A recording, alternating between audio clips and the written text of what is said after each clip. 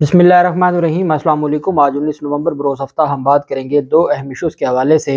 सदर पाकिस्तान का army chief की तकर्री के हवाले से जो किरदार था वो बिल आखिर PDM उसके ऊपर रोना चीखना शुरू कर दिया गया है और PDM की जानिब से ये कहा जा रहा है कि सदर पाकिस्तान को गड़बड़ कर सकते हैं।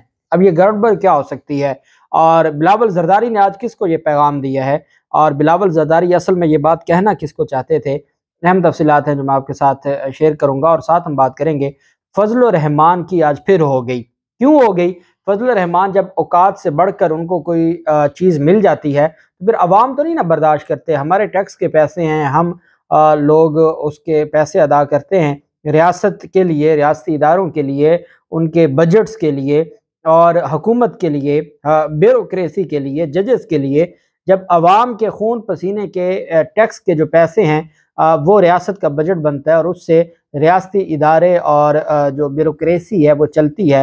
और उसके बाद अगर इस तरह के लोगों को जिनके पास कोई ओहदा भी ना हो और वो सरकारी प्रोटोकॉल इंजॉय करें और फिर उसके बाद आवाम खामोश रह जाए, ऐसा हो नहीं सकता। और यही हुआ। अहम तफसीलात हैं जो मैं आपके साथ शेयर करूंगा। पहले तो मैं आपको बताता चलूँ, मरियम नवाज के आजकल जो नए फ्रेंड हैं मुस्लिम लीग नून के और जियो न्यूज़ के जो आजकल स्पोक पर्सन हैं, जिनका नाम आते ही फ्रॉड और क्राइम सबसे पहले जहन में आता है, उमर फारूक। उमर फारूक के खिलाफ उनकी जो साबका वाइफ हैं, बीवी हैं, सोफिया मिर्ज़ा, अदाकारा सोफिया मिर्ज़ा, उनकी जानिब से एक दरख्वास्त दायर की गई है अदालत में। अब ये वो शख्स है जिसका अपना किरदार ऐसा है कि जो ना सिर्फ अपने जो बच्चों को अगवा करके ले जाता है बीवी की इजाज़त के बगैर, हालांकि कानून इस बात की इजाज़त नहीं देता, जिसके खिलाफ 6 मुकदमात हुए। और वो उस जब रजीम चेंज ऑपरेशन होता है तो फिर क्योंकि उसकी अपनी हुकूमत आ जाती है, वो उल्टा मुकदमात दर्ज करवा देता है शहजाद अकबर पर भी, सोफिया मिर्ज़ा पर भी और जो डॉक्टर रिजवान थे, इन सब के खिलाफ वो मुकदमा दर्ज करवाता है। उनके खिलाफ अब ये दरख्वास्त लाहौर हाई कोर्ट में जमा करवाई गई है, जिसमें IG पंजाब को, CCPO लाहौर को और DGFI समेत दीगर को फरीक बनाया गया है।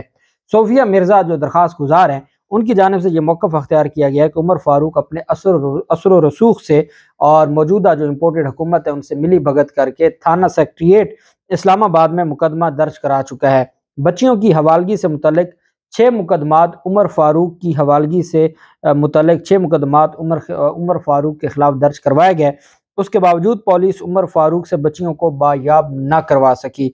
सोफिया मिर्ज़ा ने कहा कि उमर फारूक पुलिस में असर रसूख से अब मेरे खिलाफ मुकदमा दर्ज कराना चाहता है। उसकी हिमात पर पुलिस और FIA रोज़ छापा मार के हरासा कर रहे हैं। दरख्वास्त में कहा गया कि उमर फारूक महकमा इमिग्रेशन की मदद से फ्रॉड करके मेरी बच्चियों को बैरून मुल्क ले गया। इसके फ्रॉड की वजह से उसका कौमी शनाख्ती कार्ड ब्लॉक किया जा चुका है। पुलिस को गैर कानूनी हरासगी से ना रोका तो मुझे नाकाबिल तलाफी नुकसान हो सकता है। सोफिया मिर्ज़ा ने अपनी दरख्वास्त में यह भी इस्तदा की कि अदालत पुलिस और FIA को घर पर छापे मारने और हरासा करने से रोकने का हुक्म जारी करे और साथ ही गैर कानूनी छापे मारने वाले पुलिस अफसरान और FIA अफसरान के खिलाफ कार्रवाई की जाए। और साथ ही जो 6 मुकदमात मेरी मुद्दत में उमर फारूक के खिलाफ दर्ज हुए हैं और मेरी बच्चियों को हवाले करने के जो अहकामात हैं उन पर भी अमल दरामद करवाया जाए। पहले मुलज़िम के रेड वारंट जारी किए गए थे और जो इंटरपोल के जो वारंट थे वो जारी किए गए थे, चूँकि अदालतों ने कहा था वो बच्चियाँ वापस करके दे, वो गैर कानूनी तरीके से बाहर लेकर गया है और उसके रेड वारंट जारी हुए थे और इस इम्पोर्टेड हुकूमत ने उसके रेड वारंट मुअत्तल कर दिए, बल्कि ख़त्म कर दिए, मनसूख कर दिए। इस वजह से दोबारा उनके खिलाफ कार्रवाई की जाए, क्योंकि अब कौम जान चुकी है। उमर फारूक के हवाले से पहले भी मुकदमात थे और जब मरियम नवाज के ख़ास जो साबिक DGFI हैं बशीर मेमन, उनके खिलाफ इंक्वायरी शुरू हुई और उसमें यह कहा गया कि बशीर मेमन ने उमर फारूक को मुल्क से भागने में मदद की। ये इंक्वायरी थी और उस इंक्वायरी में फिर इनके खिलाफ सेशन अदालत से भी इन्होंने अपनी अबूरी ज़मानतें दायर की थी। फिर रजीम चेंज ऑपरेशन होता है और बशीर मेमन भी बहरहाल उसके खिलाफ भी FIA इंक्वायरी ख़त्म कर देती है। तो ये सारे लोग हैं जो बेनिफिशरी हैं इस रजीम चेंज ऑपरेशन के। उसमें उमर फारूक भी है। उसने फिर मुकदमा वो अरशद शरीफ की, वो आपने देखी होगी ट्वीट जो अरशद शरीफ शहीद ने जुलाई 2022 में कर दी थी, जिसमें कहा था कि उमर फारूक ज़हूर अब मुकदमात सोफिया मिर्ज़ा पे, शहजाद अकबर पे और FIA के खिलाफ करेगा। ये दिन बस देखना बाकी रह गए थे, क्योंकि इस्लामाबाद में मुकदमा दर्ज किए हैं तो इस्लामाबाद में उनके सारे मामला अपने हैं। दूसरी तरफ बिलावल जरदारी की जानिब से आर्मी चीफ की तकर्री पर कुछ चीज़ें सामने आई हैं।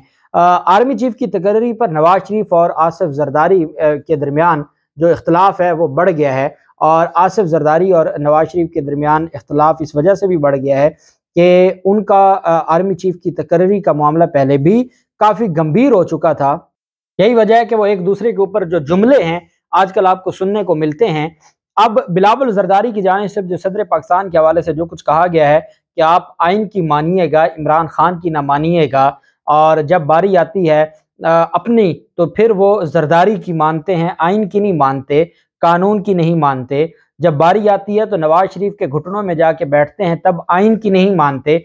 अब सदर पाकिस्तान से ये उम्मीद करते हैं कि वो अगर इमरान खान से मानेंगे तो वो गैर आइनी होगा, अगर वो नवाज शरीफ की मानेंगे तो वो आइनी होगा। तो ये कौम बेवकूफ़ बनने वाली नहीं है, पहली बात। दूसरी ये है कि क्योंकि जरदारी और नवाज शरीफ के जो मामलात हैं इस तकरीरी को लेकर इनकी बहुत सारी चीज़ें हैं वाज़े हो चुकी हैं कि ये मामलात अब इनकी गली से इनके जो इनके हाथ से निकल गए हैं। आज बिलावल जरदारी प्रेस कॉन्फ्रेंस करके जो सदर पाकिस्तान को बात कर रहे हैं वो बेसिकली सदर पाकिस्तान को नहीं थी, वो नवाज शरीफ को सुनाई जा रही थी कि अगर आपने कोई गड़बड़ की आपके लिए मसाइल पैदा होंगे। ये बात फवाद चौधरी ने उनको जवाब दिया है कि जैसे कहते हैं कि कहना आपने किसी और को हो, अपनी बहू को कुछ कहना और आप अपनी बेटी को सुनाते हैं, ये बिल्कुल वैसे ही है कि बिलावल जरदारी नवाज शरीफ को मैसेज दे रहे हैं, क्योंकि बिलावल जरदारी तो आजकल फेवरेट हैं, और सही सिलेक्टेड अगर किसी को कहा जा सकता है वो मरियम नवाज या बिलावल जरदारी हैं। तो बिलावल जरदारी के तो मामला ओके हैं, वो नहीं चाहते कि नवाज शरीफ की बात मानी जाए और नवाज शरीफ की जो ख्वाहिश है वो पूरी हो, इस वजह से वो खामोशी से अपने काम पे लगे हुए हैं। अब वो पैगाम दे रहे हैं नवाज शरीफ को कि अगर आपने कोई गड़बड़ की तो मामलात ख़राब हो सकते हैं। बहरहाल उनकी जानिब से ये कहा गया कि इमरान खान से मैं ये कहता हूँ कि जो खेल आपने खेलना है अभी बंद कर दें, अभी आर्मी चीफ की तकर्री हो लेने दें। इसका मतलब है कि आर्मी चीफ की तकर्री इतना बड़ा कोई गंभीर मामला बन गया है कि इमरान खान को कहा जा रहा है कि आप अपना लॉन्ग मार्च बंद कर दें, हमें आर्मी चीफ की तकर्री करने दें। कहते हैं कि इमरान खान आर्मी चीफ की तकर्री को अपने सियासी मकासद के लिए इस्तेमाल करना चाहता है। आर्मी चीफ की तैनाती तक इमरान खान को यह तमाशा बंद करना चाहिए। खान साहब ये फैसले होने दें, इसी हफ्ते ये फैसले होने दें। क्यों भाई इसी हफ्ते ये फैसले होने दें? ऐसी कौन सी आपको अर्जेंसी है कि इसी हफ्ते आप चाहते हैं कि फैसले होने दें? सदर मुमलिकत के हवाले से उन्होंने कहा कि बिलावल के उनका पहले भी इम्तिहान लिया गया था। अदम एतमाद के वक्त उन्होंने गैर आइनी काम करते हुए असम्बली को तहलील करवाने की कोशिश की थी। उम्मीद है इस मरतबा आइन और कानून के तहत सारी चीज़ें चलेंगी। ये सदर आरिफ अलवी के पास आखिरी मौका है। ये जुमला है ये नवाज शरीफ के लिए कि ये नवाज शरीफ के लिए आखिरी मौका है। अगर सदर आरिफ अलवी ने कोई गड़बड़ करने की कोशिश की तो उसे नतीजा भुगतना पड़ेगा।